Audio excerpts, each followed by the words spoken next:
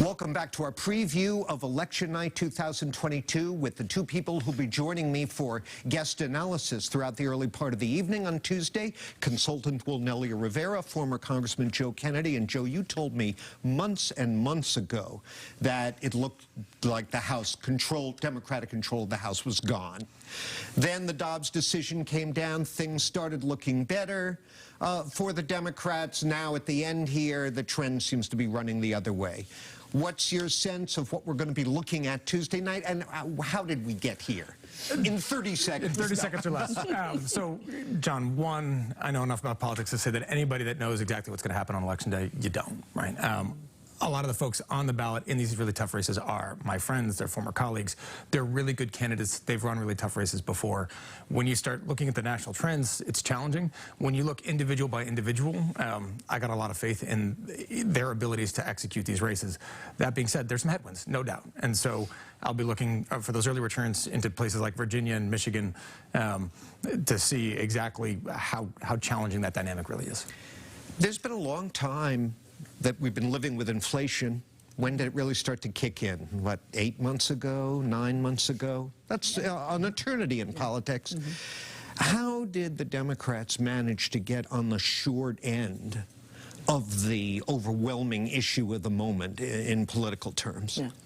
Well, I think sometimes it's also part of just a larger tradition of the president's party not doing well in midterms. Right. And I think although we're living in more uncertain times and changing times when it comes to our political environment, there are still some things that remain true. And I think the reality is that the inflation continues to be a problem. And I think it's hard to tell Americans that we've accomplished this, we've accomplished that, which in many ways Democrats have, right, in some ways. But ultimately, people's real lives don't feel any different, especially when you see a lion's share of your check or other issues that be impacting your own family, right? And I think that ultimately, I don't really feel that Republicans are forced to say what they're for either.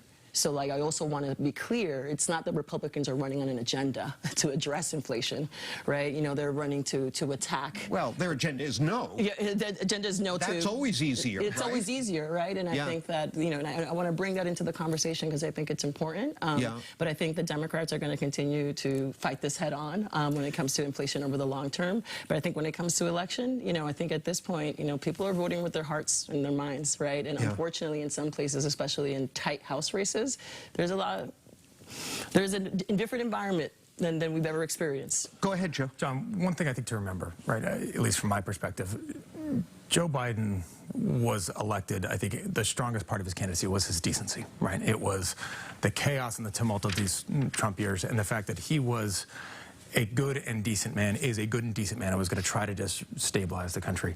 When Democrats got uniform control of government, to some extent, the greatest part of that argument went away because it was now a question of, hey, can you deliver on an agenda where he had zero margin for error, zero, right? 4 or 5 votes in the House and none in the Senate.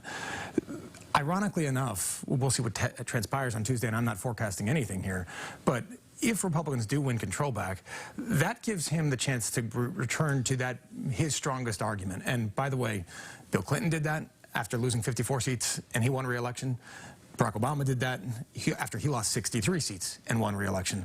Don't discount the importance of just the character argument in this moment.